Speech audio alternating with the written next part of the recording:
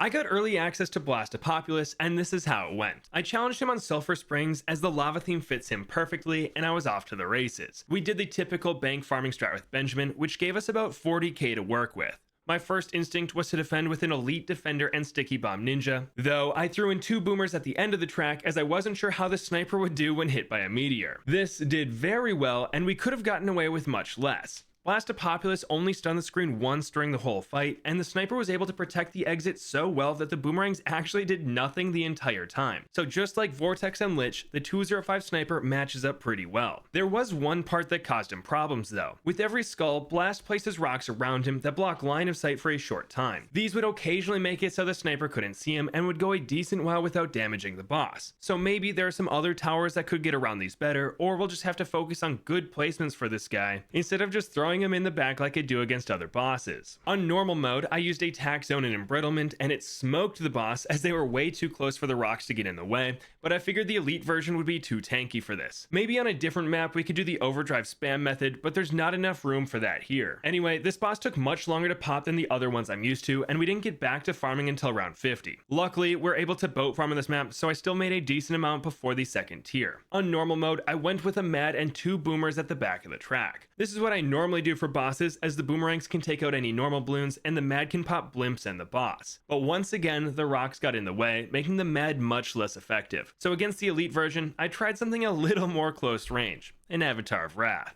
For the most part, this worked very well. When Blastapopoulos was on top of the druid, it did massive damage, and the rocks were placed far enough away to not be a problem. What was an issue though, was when a meteor would hit the avatar, his range would plummet. So very quickly the boss was out of his range, and I had to sell him to afford a mad for his final 2 health bars. Not a big deal, but something to try to avoid in future weeks. We managed to pop him on round 68, and got back to making money, having a screen full of boats and farms by round 80. Here, we had to wait a couple rounds before I could afford the Glaive Dominus, but we got a degree 24 while Blast was still in the first loop. There were a few things I wanted to see. The first was when Blast did stun the screen, our Paragon's orbiting glaives stopped too.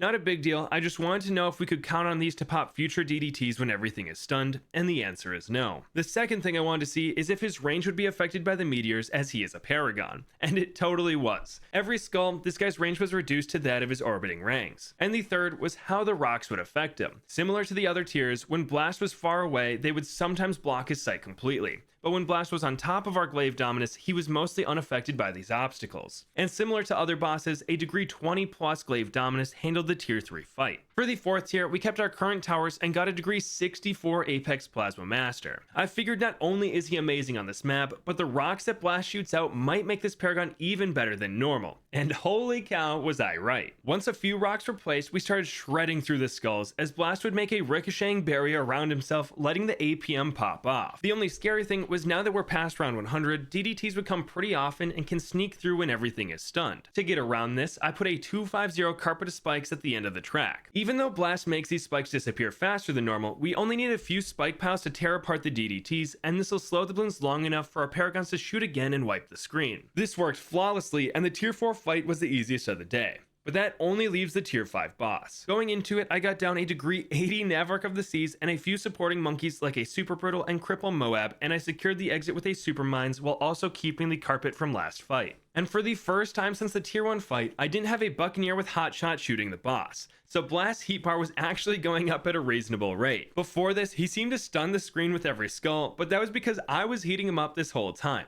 Oops. Without this though, he only stunned the screen once for the entire tier 5 fight, which makes him much more manageable. I was actually scared for future weeks with how much he was stunning the past few tiers. So going forward, I have to remember not to heat him up with towers like this. But with our 3 Paragons and limiting how much he was stunning, we were able to deal 35 million damage and take out Elite Blastapopoulos. So the 3 things I learned were to not heat up the boss with fire, lasma, or plasma based attacks, place towers where Blast's rocks won't bother them, and remember that our monkeys' range will be reduced, so place them close to the track.